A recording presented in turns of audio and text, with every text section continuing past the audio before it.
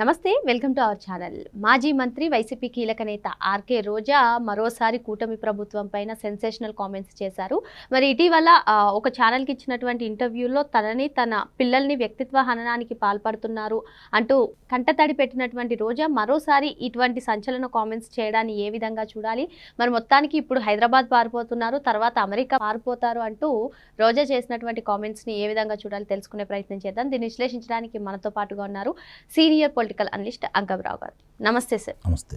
ఇటీవల ఓ ఛానల్కి ఇచ్చినటువంటి ఇంటర్వ్యూలో తన పిల్లల్ని వ్యక్తిత్వ హననానికి పాల్పడుతున్నారంటూ కంటతడి పెడుతూ భావోద్వేగానికి గురయ్యారు రోజా గారు. మరి ఇప్పుడు మళ్ళీ కూటమి ప్రభుత్వం పైన అసలు ఇప్పుడు హైదరాబాద్కి పారిపోతున్నారు, తర్వాత అమెరికాకి పారిపోతారు. మరి గతంలో ఏదైతే వ్యాఖ్యలు చేసిందో గెలిచిన ఎమ్మెల్యేలందరినీ కూడా మరోసారి అటువంటి వ్యాఖ్యలు చేస్తూ రోజా చేసినటువంటి కామెంట్స్ కానివ్వండి, మళ్ళీ మేమే అధికారంలోకి వస్తామంటూ ఎప్పటిలాగే చేసినటువంటి కామెంట్స్ని వీటన్నిటిని ఏ విధంగా చూడాలంటారు? అంటే వాళ్ళకి ఇంకా భ్రమలు దొరకలేదు.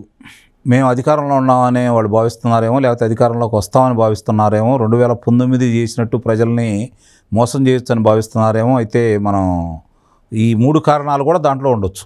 కాకపోతే ఒకటి వాళ్ళకి అర్థం కాని ఏంటంటే 151 స్థానాల నుంచి 11 స్థానాలకు పరిమితం చేసిన ఈ ప్రజలు ఎందుకు చేశారు? 67 స్థానాల నుంచి 151 స్థానాలకు ఎలా తీసుకొచ్చారు? 151 స్థానాల నుంచి 11 స్థానాలకి ఎందుకు పరిమితం చేశారు? ఇది కనుక ఒక ఆలోచించుకుంటే వాళ్ళకి ఈ పాటికే చిత్రం మొత్తం వాళ్ళ కళ్ళ ముందు కదలబడేది. కానీ వాళ్ళ ఆలోచనలో చేయట్లేదు. వాళ్ళ అధినాయకుడు కావచ్చు, రోజా లాంటి వ్యక్తులు కావచ్చు, చేయట్లేదు. రోజా లాంటి వ్యక్తులకి ఈ విధంగా మాట్లాడటానికి కారణం ఏంటంటే ఒకవేళ ఆమె ఆ పార్టీని కాదని బయటకు వస్తే వేరే వాళ్ళు స్వాగతించే పరిస్థితిలో లేరు. ఎందుకంటే ఆ నోరు దురుసు కావచ్చు, ఆ ప్రవర్తన కావచ్చు, మాట్లాడే విధానం కావచ్చు, ఆ నియోజకవర్గంలో ఆయన అప్రతిష్టపాలైన విధానం కావచ్చు, ఇవన్నీ దృష్టిలో పెట్టుకొని ఆమెను ఎవరు దగ్గరకైతే రానివ్వట్లేదు. ముందు దీన్ని గమనించుకోవాలి. ఆమె చెప్తుంది ఏది, రేపు అధికారంలోకి వస్తే 2029 తర్వాత పరిస్థితి ఏంటి, నాయకులకు పరిస్థితి ఏంటి, హైదరాబాదా అమెరికా అని చెప్పని. మీరు 2019 నుంచి 2024 వరకు మీరే అధికారంలో ఉన్న విషయాన్ని నువ్వు మర్చిపోతే ఎలా? ఆ రోజు ఎవరు పారిపోయారు? ఎవరు పారిపోలేదు కదా. ఎవరు నిన్ను చూసి బెదిరిపోలేదు, మీ నాయకుడిని చూసి బెదిరిపోలేదు.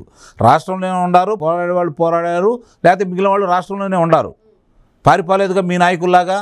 ఇప్పుడు మీ నాయకులు ఎక్కడున్నారో చెప్పండి. పేరు నాని పరిస్థితి ఏంటి, పిన్నెల్లి వెంకటరామరెడ్డి పరిస్థితి ఏంటి, మిగిలిన నాయకుల పరిస్థితి ఏంటి, వెలుసుబాటు రాకతలికి ఇప్పుడు ఉన్నటువంటి మిథున్ రెడ్డి పరిస్థితి ఏంటి, కాకాని గోవర్ధన్ రెడ్డి పరిస్థితి ఏంటి, మరి ఇప్పుడు పేరు నాని పరిస్థితి ఏంటి చెప్పండి. తలసిల రఘురాం కావచ్చు, దేవినేని అవినాష్ కావచ్చు, తలసిల రఘురాం కావచ్చు, లేళ్ల అప్పిరెడ్డి కావచ్చు, వీళ్ళందరి పరిస్థితి ఏంటి ఈరోజు? వాళ్ళు మధ్యలో కనపడకుండా ఎందుకు వెళ్ళిపోయారు? ఇవన్నీ కూడా గమనించుకుంటూ ఉంటే మధ్యలో అసలు ఎన్ని మాటలు మాట్లాడుతున్నాం. సజ్జల రామకృష్ణారెడ్డి ఏమైపోయాడు మధ్యలో? అంటే ఇవన్నీ కూడా మీరు ఎవరు పారిపోతున్నారో, మీ నాయకులు ఎందుకు పారిపోతున్నారో నీకు తెలియంది కాదు, మీ నాయకులకు తెలియంది కాదు, ప్రజలకి తెలియంది కాదు. ఈరోజు నీ గురించి మాట్లాడారని చెప్పని ఆ రోజు నువ్వు మాట్లాడి వాళ్ళు గాలి భానుప్రకాష్ శాసనసభ్యులు మాట్లాడితే అది నీ నియోజకవర్గ పరిధిది.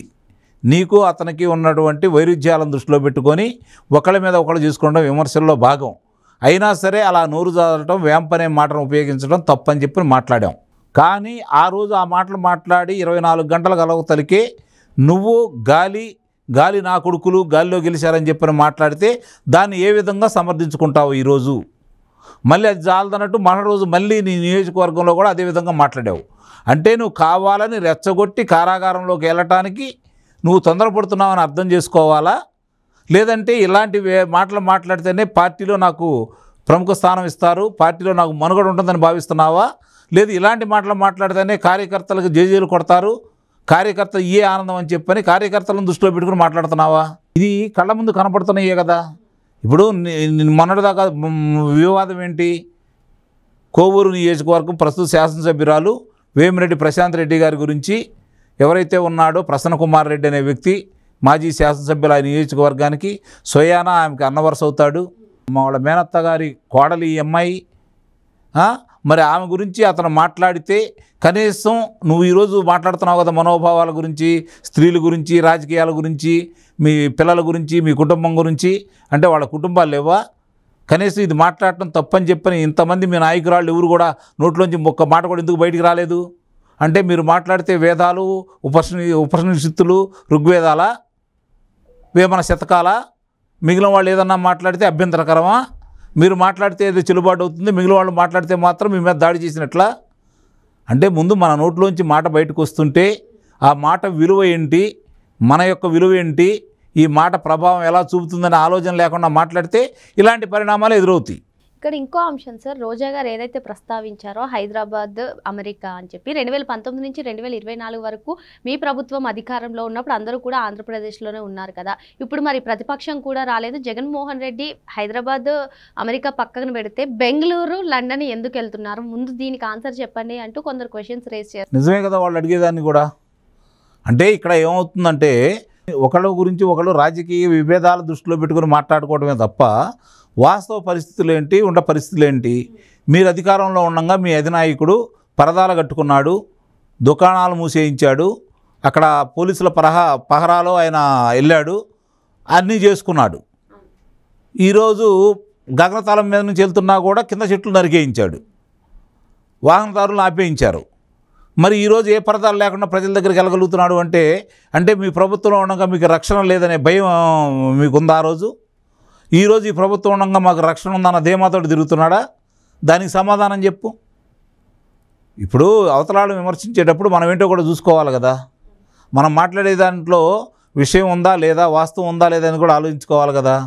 అవేమీ లేకుండా ఇష్టారీతిగా వాగ్దాటి ఉంది, నేను ఏం మాట్లాడినా చెల్లుబాటు అయిద్దని చెప్పి మాట్లాడుకుంటూ ఉంటే పరిణామాలు నువ్వే ఎదుర్కోవాలి. ఎందుకు నీకు అంత భయం? ఈరోజు జరుగుతున్న విషయాలన్నీ కూడా కక్ష సాధింపు చర్యల్లో భాగంగా అయితే నువ్వు మాట్లాడిన మాటలకి లోకేష్ బాబు గారి గురించో, చంద్రబాబు నాయుడు గారి గురించో, పవన్ కళ్యాణ్ గారి గురించో, చంద్రబాబు నాయుడు గారి సతీమణి గురించో, లేదా లోకేష్ బాబు గారి సతీమణి గురించో నువ్వు మాట్లాడినప్పుడు చర్యలు తీసుకునేవాళ్ళు అధికారంలోకి వచ్చిన 3వ రోజే. కానీ కక్ష సాధింపు చేసుకోవాలన్న ఆలోచన లేదు. మీరు కక్ష సాధింపు చర్యలు తీసుకున్నారు కాబట్టి ప్రజలు మీకు ఏ విధమైన శిక్ష విధించారో చూశారు కాబట్టి అలాంటి కార్యక్రమాలు చేయాలని వీళ్ళు కోరుకోవట్లా. వీళ్ళు ఏంటంటే చట్టబద్ధంగా న్యాయబద్ధంగా మీరు చేసినటువంటి అవినీతి అక్రమాలను వెలికితీసి న్యాయస్థానం ముందు అవి పొందుపరిచి సాక్ష్యాధారాలు బలంగా చూపించేసి మీకు శిక్షలు వేయించాలని కోరికలో వాళ్ళు ఉన్నారు కాబట్టి ఆలస్యం అవుతుంది. మీలాగా చేయాలనుకుంటే ఇప్పటికి అందరినీ లోనేసేవాళ్ళు, చేయాల్సిన కార్యక్రమం అంతా చేసేవాళ్ళు. వాళ్ళకు వచ్చిన సానుభూతి మీకు కూడా వచ్చి ఉండేది. కానీ ఈరోజు ఆధారాలతో సహా వెళ్తున్నారు. ప్రజలు కోరుకున్నది కూడా మిమ్మల్ని శిక్షించాలని అని చెప్పని ప్రజలు ఈ విధమైనటువంటి ఆధిక్యత ఇచ్చినా కూడా ప్రజల మనోభావాల కంటే కూడా రేపొద్దున చట్టం న్యాయం ముందు వాళ్ళు దోషులుగా నిలబడకూడదనే ఉద్దేశంతో వాళ్ళు చట్ట ప్రకారం వెళ్తున్నారు. అది వాళ్ళ బలహీనతగా భావించొద్దు. మీరు అధికారంలో ఉండి వాళ్ళు ఇంకా 420 రోజులు అధికారంలో ఉంటారు. వాళ్ళు 10 రోజులు దారి మీ గురించి ఆలోచిస్తే ఏం చేయాలో. కాబట్టి వాళ్ళని రెచ్చగొట్టి మీరు కారాగారంలో జగన్ రెడ్డి కంటే ముందే మీరు కారాగారానికి వెళ్ళాలని మీరు భావిస్తున్నారంటే చేయగలిగినది అయితే ఏమీ లేదు. జరుగుతూ ఉంటాయి. ఇప్పుడే రవినాయుడు గారు చెప్పారు కాబట్టి, నిన్న రవినాయుడు గారు చెప్పారు కాబట్టి శాప్ చైర్మన్ గారు ఆయన ఇంకొక తారీఖు కూడా నిర్ణయించాడు, ఆగస్టు 12వ తారీఖు లోపు అని చెప్పని. కాబట్టి ఎప్పుడైనా అదుపులో తీసుకోవచ్చు. ఈ కుంభకోణాలన్నీ బయటకు వస్తున్నాయి. అంటే తిట్టినందుకు అదుపులో తీసుకుంటే సానుభూతి వస్తుందని మీరు భావిస్తున్నారేమో. వాళ్ళు మీరు చేసిన అక్రమాలను అదుపులో తీసుకోవాలనుకుంటున్నారు, ఆ అక్రమాలను నిరూపించాలనుకుంటున్నారు. కాబట్టి సానుభూతి వచ్చే ఆలోచన అయితే ఉండదు. ఇంకా ఎక్కువ కాలం శిక్షించమని చెప్పైతే ప్రజలు కోరుకుంటున్నారు. దాన్ని ఈ ప్రభుత్వం ఆచరణలో పెట్టిద్దని చెప్పైతే మనం భావించాలి. మరి రోజా గారు సానుభూతి కోసమే ఇటువంటి కామెంట్స్ చేస్తున్నారని, మరి గత ప్రభుత్వ హయాంలో చేసినటువంటి అక్రమాలకు, అవినీతికి, కుంభకోణాలకు ఆమె త్వరలోనే అరెస్ట్ అయ్యే అవకాశం ఉందని చెప్పి సార్ చెప్తున్నారు. మరో అంశంతో మళ్ళీ కలుద్దాం. Thank you sir.